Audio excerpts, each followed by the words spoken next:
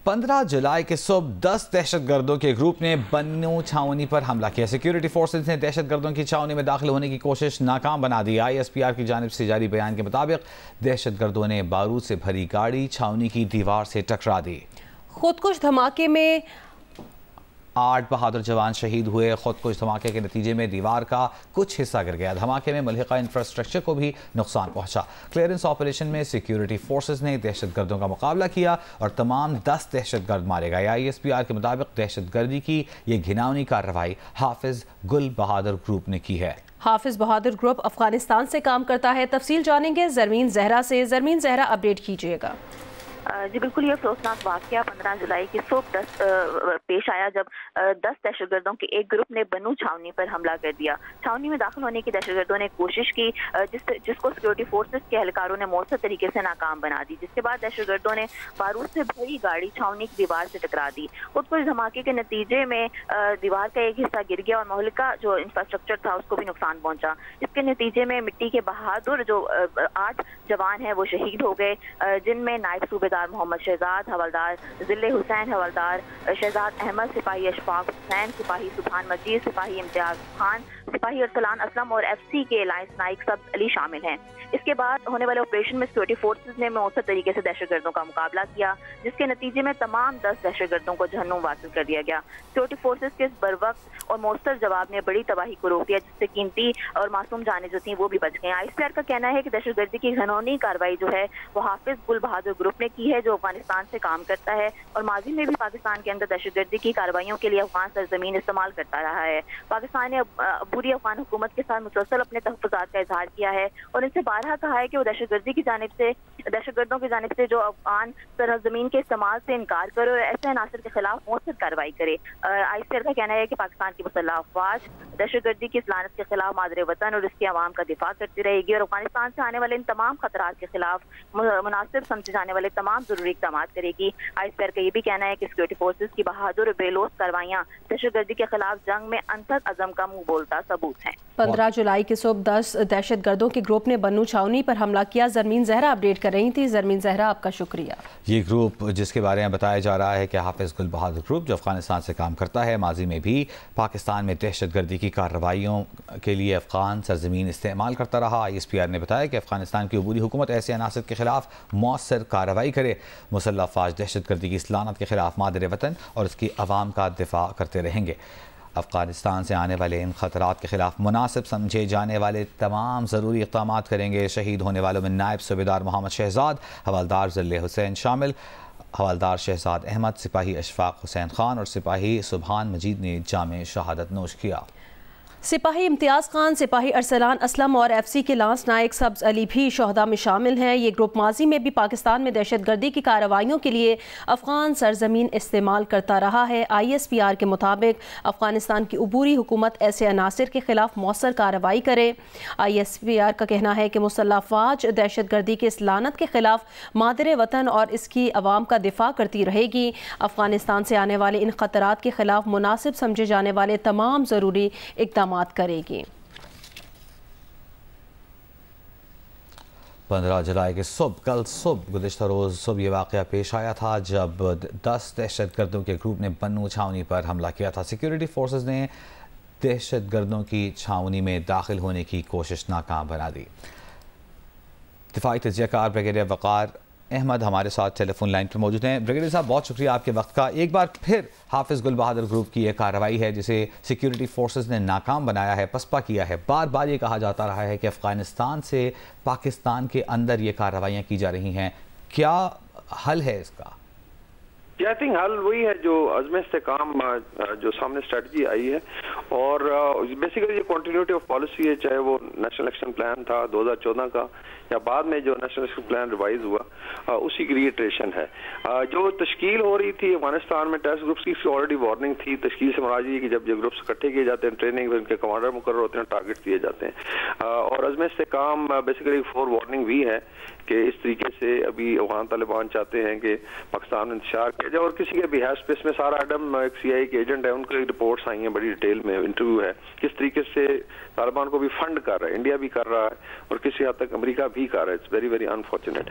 तो एक तो ये है। दूसरा, अगर आप फाइट देखें, इनकी एफर्ट थी कि इसको ब्लास्ट करके और बन्नू कैंट पे कब्जा किया जाए और फिर जगमाल बनाया जाए, वहाँ फैमिलीज भी हैं, लेकिन हमारे जवानों ने उसको बड़ी बेजिगरी से लड़ा और इसमें आप देख लें हर जिले की रिप्रेजेंटेशन है। इसमें आज़ाद कश्मीर के लोग हैं, इसमें जो हमारे जवान हैं और सरदार साहिबान हैं, आपके सेंट्रल पंजाब के लोग हैं, लकी मरवत के हैं, इसी तरीके से KP के हैं, ऑल अक्रॉस। तो basically it's a national fight और इसमें ये बहुत बड़ा आई थिंक ग्रुप था, 10 बंदों का साथ है। इनके पीछे फैसिलिटेटर्स भी होंगे जो इनको सपोर्ट करते रहे, फाइनेंसेस भी होंगे। और अफगानिस्तान के लिए तो बड़ा क्लियर मैसेज है कि विद इन पाकिस्तान भी लड़ा जाएगा और इंशाल्लाह जरूरत पड़ी तो क्रॉस जाके भी इन ठिकानों को स्ट्राइक किया जाएगा, वहां तक नौबत नहीं आनी चाहिए। बाकी अफगान तालिबान है तो रियलाइज कीजिए उन्होंने कैसे चलना है रीजन में, क्या टेररिज्म को as a tool of policy use करके तमाम नेबरिंग मुल्कों को तंग करना है, एक्सटॉर्शन करनी है, या they want to become part of the mainstream जो कनेक्टिविटी के इनिशिएटिव्स हैं उसमें शामिल हों। लेकिन आर्मी और intelligence agencies, law enforcement agency, police की तरफ से बड़ा क्लियर मैसेज है कि इंशाल्लाह इसको लड़ा भी जाएगा। और अज़्म इस्तेकाम का मकसद ये है कि इसकी सिविल ओनरशिप हो, चाहे वो सूबा के चीफ मिनिस्टर्स हैं, इंटीरियर मिनिस्ट्री है, कैपेसिटी बिल्डिंग है पुलिस की, और फौज लॉ एनफोर्समेंट अपनी कुर्बानियां दे रही है और हम और आपके लिए ही दे रही है कि इस चीज़ को ऑन किया जाए। इसी तरह जो लीगल प्रोविजंस हैं उनको बेहतर बनाया जाए, अदालती सिस्टम जो ट्रायल का होता है उसको भी बेहतर किया जाए, और फिर एक अग्रेसिव डिप्लोमेटिक एफर्ट आपने करनी है ताकि जो अफगान तालिबान है उनको कन्विंस किया जाए कि इस चीज़ का कोई फ़ायदा नहीं। अच्छा, ब्रिगेडियर रिटायर्ड वक़ार हसन साहब, ये बताइएगा कि माजी में भी हमने देखा ऐसे वाक़यात होते हैं और दहशतगर्द कोशिश करते हैं पेनिट्रेट करने की इन इलाकों में, तो हम सर्वेलेंस को बेहतर बनाएंगे, अज़्म इस्तेहकाम में गाहे गाहे क्या स्टेप्स लेंगे जिससे हम इनको रोक सकें? इसकी मल्टीफेरियस रीजन है। तो पाक अफगान बॉर्डर आपको पता है ये पोरस है, डिस्पाइट कि इस पर फेंसिंग भी हुई, लेकिन इसमें कुछ विलेजेस हैं डिवाइडेड है, आधा अफगानिस्तान आधा पाकिस्तान। फिर रिपेट्रिएशन ऑफ अफगान जो नो इलीगल इमिग्रेंट्स जो है वो यही वजूहत है, बिकॉज जब इतनी बड़ी आबादी लाखों लोग अगर रह रहे हैं, कैंप्स में रह रहे हैं या मेन सिटीज में, अभी इस्लामाबाद की किसी भी स्ट्रीट में चले जाएं आपको 5-6 घर वहाँ पे नजर आएंगे जो लोग स्पेशली अमेरिकन खिला के बाहर निकले। रिपेट्रिएशन होती है तो फिर इसको एक पोलिटिकल एजेंडा बना दिया जाता है। मकसद ये है कि ये फिर स्पेसेस जो है वहाँ पे रहती हैं, यहीं पे फिर फैसिलिटेशन होती है। इट्स वेरी डिफिकल्ट कि अभी आप लेट्स से अगर 20 लाख इलीगल अफगान है तो वहाँ पे आप आइडेंटिफाई करना शुरू कर दें। बाकी डेफिनेटली बॉर्डर कंट्रोल को भी बेहतर बनाया गया, लेकिन ऐसे इलाके हैं जहाँ से स्नीक कर सकते हैं लोग। आना जाना 3 लाख अफगान जो है हर महीने क्रॉस करते हैं फॉर डिफरेंट रीजन। पाकिस्तान में आते हैं इलाज मुआवजे के लिए भी, खवातीन आती हैं, बच्चे आते हैं, बिजनेसेस होते हैं। तो आई थिंक ऑल टोल्ड जो अज़्म इस्तेहकाम इज अ कॉम्प्रिहेंसिव स्ट्रेटजी, और कोई ऐसी नई चीज़ नहीं है। अभी इमेजिन करें कि जो लेट्स से जो पॉलिटिकल पार्टी शोर मचा रही थी उसके ऊपर कि ये जो लॉस ऑफ लाइफ है जो हमारे जवानों ने दी, ये फिर किस खाते में जाएगा?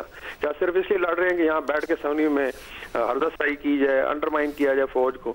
जो फौज, लॉ एनफोर्समेंट, पुलिस, इंटेलिजेंस आपको, आपके बच्चों को बचाना चाहती है उसी को टारगेट करते हैं। तो मैं ख्याल this nonsense has to stop, और एक आपने यक ज़बान होके और यूनाइटेड होकर एज ए नेशन लड़ना है। That's why I think ISPR ने भी कहा था जी कि हम दहशतगर्दों को तो लड़ सकते हैं, बट दहशतगर्दी एज एन आइडिया उसके लिए पूरी कौम की सपोर्ट की जरूरत है।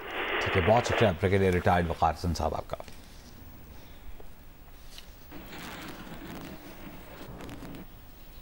आज से पेट्रोलियम मसनूआत की कीमतों में इजाफा कर दिया गया है। कीमतों में इजाफे का नोटिफिकेशन गुज़श्ता रात जारी कर दिया गया और नई कीमतों का इतलाक रात 12 बजे से हो चुका है। पेट्रोल 9 रुपये 99 पैसे फी लीटर महंगा कर दिया गया। पेट्रोल की नई कीमत 275 रुपये 66 पैसे फी लीटर मुकर्रर। हाई स्पीड डीजल की कीमत में भी 6 रुपये 18 पैसे फी लीटर इजाफा। नई कीमत 283 रुपये 63 पैसे फी लीटर मुकर्रर। मिट्टी के तेल की कीमत में 1 रुपया 85 पैसे फी लीटर का इजाफा हुआ है और मिट्टी के तेल की नई कीमत 183 रुपये 71 पैसे फी लीटर हो गई। पेट्रोल और डीजल पर लेवी 60 रुपये फी लीटर बरकरार रहेगी। पेट्रोलियम मसनूआत की कीमतों में एक बार फिर इजाफे ने शहरियों के औसान खता करके रख दिए हैं। शहरी कहते हैं महंगाई का जिन पहले ही बेकाबू है। बिजली और पेट्रोलियम मसनूआत की कीमतों में हालिया इजाफे से महंगाई का नया तूफान आएगा। हुकूमत को ये देखना चाहिए कि ऑलरेडी इतनी महंगाई है, उन्होंने ऊपर से 10 रुपये और पेट्रोल को बढ़ा दिया। ऐसा बुरा हाल किया हुआ गरीबों का कि पेट्रोल डलवाने की सकत ही नहीं इंसान के अंदर। हर चीज़ में महंगाई हो रही है, किसी चीज़ में कमी होने का नाम ही नहीं है। पहले ही हर चीज़ का पहाड़ उतरा हुआ है, बिजली इतनी महंगी है, दूसरी चीज़ें इतनी महंगी हैं, ऊपर से पेट्रोल महंगा दिन ब दिन होता जाता है, तो बंदा क्या करेगा। 2 रुपए कम करते हैं, 10 से 15 रुपए बढ़ा देते हैं। ये 10 रुपए पेट्रोल बढ़ा दिए, महंगाई है बहुत ज्यादा, गलत है। पता कुछ चल नहीं रहा, बस कीमतें बढ़ाई जा रहे हैं बार बार, लोगों को काफी मुश्किलात का सामना पड़ा है। 4 रुपए कम करते हैं, 20 रुपए बढ़ा देते हैं, ये किस चीज़ का असूल है।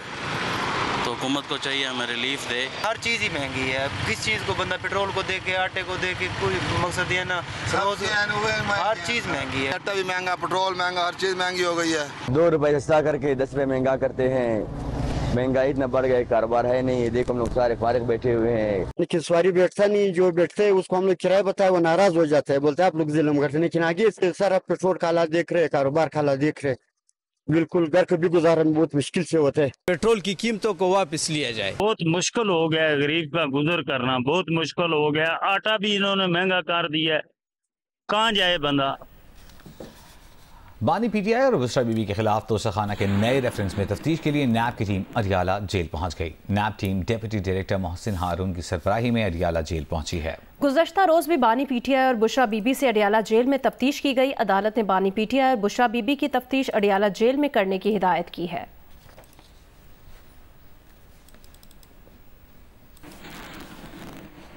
पीटीआई की सनम जावेद को इस्लामाबाद में खैबर पख्तूनख्वा हाउस मुंतकिल कर दिया गया है। खैबर पख्तूनख्वा हुकूमत के तर्जुमान यार मोहम्मद नियाजी का कहना है अली अमीन गंडापुर की हिदायत पर सनम जावेद को केपी हाउस मुंतकिल किया गया है। उनके हमराह उनकी फैमिली भी मौजूद है। सनम जावेद अहले खाना के हमराह केपी हाउस में मुकीम रहेंगी। वज़ीर आला केपी अली अमीन गंडापुर ने सनम जावेद के वालिद और शौहर के साथ राबिते में हैं। तर्जुमान अमरीकी महकमे खारजा मैथ्यू मिलर का पाकिस्तान में सियासी जमात पर पाबंदी के सवाल पर रद्द-ए-अमल। कहा, यकीनन किसी सियासी जमात पर पाबंदी लगाना तशवीश की बात है। इंसानी हुकूक, आज़ादी इज़हार के एहतराम समेत आईनी जमहूरी उसूलों की पासदारी की हिमायत करते हैं। इनमें कानून की हुक्मरानी और कानून के तहत मसावी इंसाफ शामिल है। हुकूमत पाकिस्तान के बयानात देखे हैं, ये एक ऐसा पेचीदा सियासी अमल का आगाज़ है, जैसे ये अंदरूनी अमल जारी रहेगा हम इन फैसलों को देखेंगे। पीपल्स पार्टी की रहनुमा शहरी रहमान ने कहा कि हमें कोई इंदिया नहीं था, इस तरह कोई काम हो रहा है, हम अपनी राय के मुताबिक कुछ कर नहीं सके। उनसे कहा था सिर्फ इस तरह नहीं किया जाए, इत्तेहाद इस तरह नहीं चलते। जियो पाकिस्तान में गुफ्तगू करते हुए पीपल्स पार्टी के रहनुमा शहरी रहमान ने कहा कि पार्टी का जो भी फैसला होगा उसके साथ खड़े हैं, इससे कुछ हासिल नहीं होगा। उन्होंने कहा, जो हालात हैं उस पर आवाम की चीखें निकल रही हैं। हर जमात को सोचना चाहिए मसाइल क्या हैं, मुल्क को मुश्किलात से निकालने का हल देना चाहिए।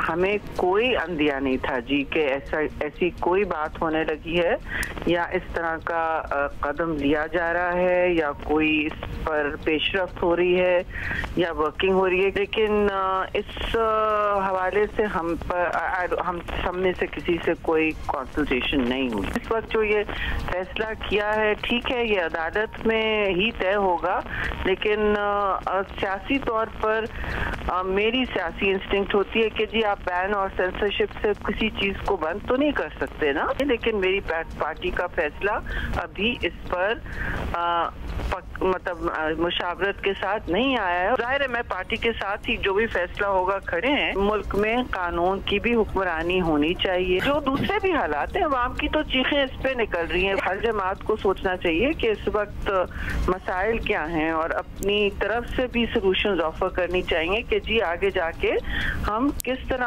मुल्क को मुश्किलात से निकालेंगे। मुस्लिम लीग नून के रहनुमा सेनेटर तलाल चौधरी ने कहा है कि सियासत और सियासी जमात पर पाबंदी नहीं लगाई। रियासत मुखालिफ जमात के खिलाफ रेफरेंस सुप्रीम कोर्ट भेजा है। जियो पाकिस्तान में बात करते हुए तलाल चौधरी ने कहा कि हुकूमत के बाद दिगरा हुकूमत ने भी इस ऑप्शन को रोका। जब इंसाफ ना मिले तो ये सब करने वाली जमात पर पाबंदी ना लगाई जाए तो क्या करें।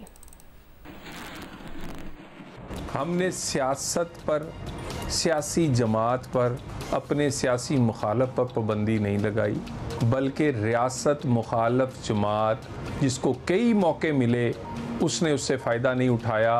रियासत मुखालफ होने पर पाबंदी का रेफरेंस सुप्रीम कोर्ट भेजा है, फैसला सुप्रीम कोर्ट करेगी। जब से 9 मई हुआ है उस वक़्त भी हुकूमत पर प्रेशर था, उस वक़्त भी हुकूमत ने इस ऑप्शन को अवॉइड किया।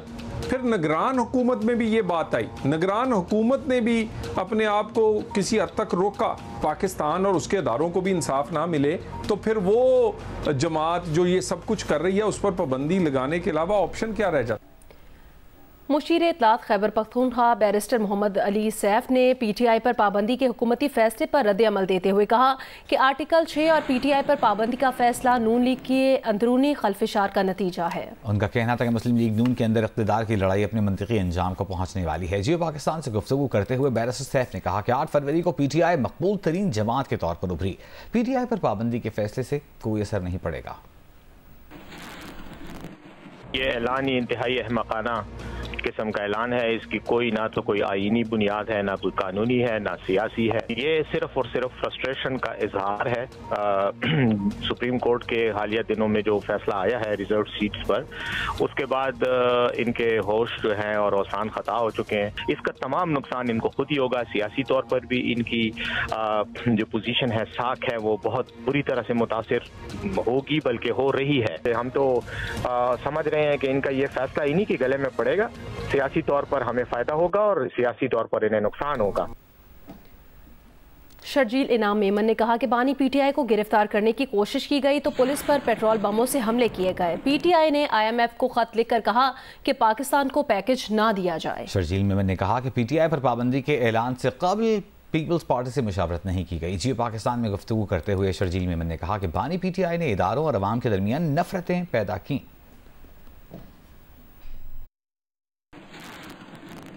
जब ये फैसला किया गया पीएमएल की गवर्नमेंट की जाने से, तब पीपल्स पार्टी को से कोई राब्ता नहीं था, ना उनसे डिस्कस किया गया और ना ही उनसे पूछा गया। उनकी जो पॉलिसीज रही हैं, फैशिज्म की पॉलिसी रही है उनकी, जिस तरीके से उन्होंने जो एक पोलराइजेशन की पॉलिसी रही है, इदारों के खिलाफ हमले, अपने मुखालिफ पार्टियों के खिलाफ हमले, और उन्होंने हर स्टेट को जो है मुल्क के जितने भी इंपॉर्टेंट चीजें उनको उन्होंने कॉम्प्रोमाइज करने की कोशिश की है।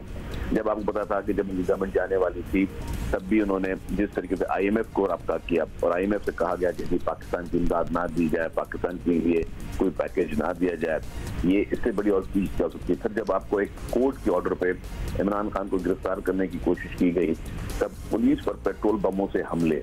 मैं समझता हूँ कि पाकिस्तान की पॉलिटिक्स में आज से पहले कभी किसी पॉलिटिकल पार्टी ने सिर्फ पुलिस पर हमले नहीं किए।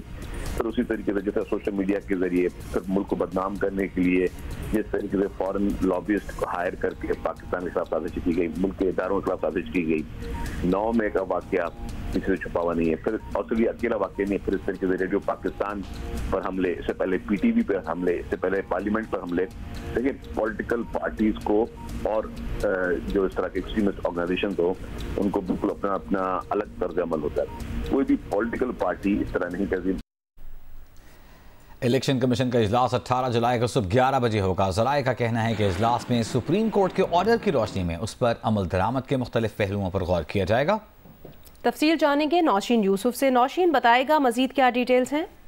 जी बिल्कुल, पाकिस्तान तहरीक इंसाफ को जो मखसूस नशिस्तें देने के सुप्रीम कोर्ट का फैसला है, उस पर इलेक्शन कमीशन ने अमल दरामद और गौर ख़ौस के लिए अहम इजलास जो है वो 18 जुलाई को सुबह 11 बजे तलब कर लिया। और ज़राए का कहना है कि इजलास में सेक्रेटरी इलेक्शन कमीशन जो है वो इलेक्शन और लीगल विंग के सरबराहान इलेक्शन कमीशन को जो है इस मामले पर ब्रीफिंग देंगे और इजलास में सुप्रीम कोर्ट के ऑर्डर की रोशनी में इस अमल दरामद के मुख्तलिफ पहलुओं पर गौर किया जाएगा। जी बहुत शुक्रिया नौशीन।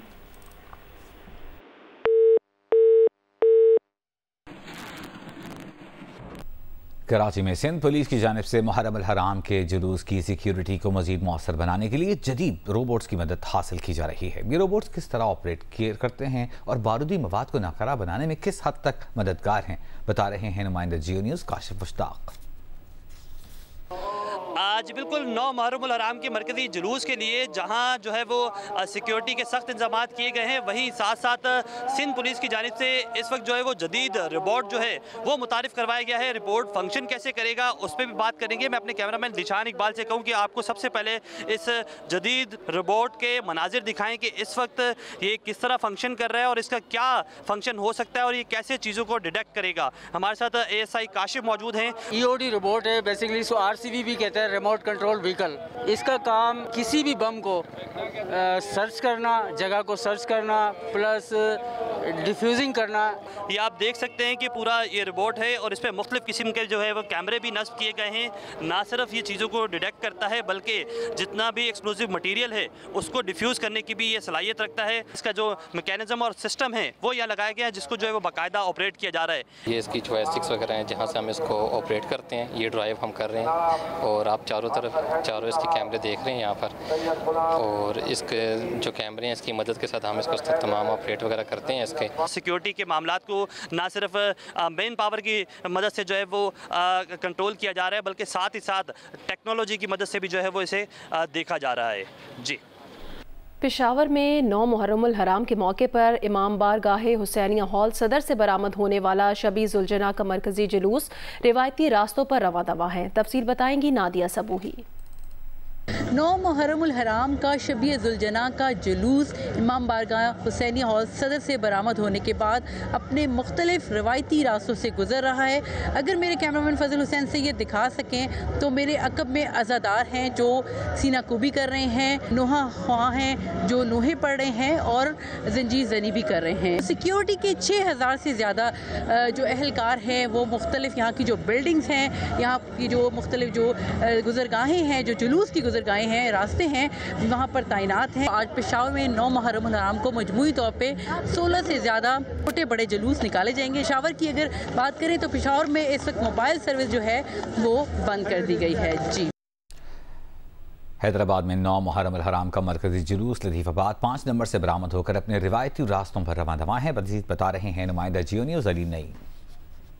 जी बिल्कुल, हैदराबाद में 9 मुहर्रमुल हराम का मरकज़ी जुलूस अपने रिवायती रास्तों के ऊपर रवा दवा है। इमाम बारगाह चाहरदा मासूमीन से ये जुलूस बरामद हुआ है जो लतीफ़ाबाद 4:45 से महबूब ground, Latifabad 9 number, Latifabad 10 number और मुख्तलिफ रास्तों से होता हुआ अपने आगाज़ के मकाम पर ही इख्तिताम पजीर होगा।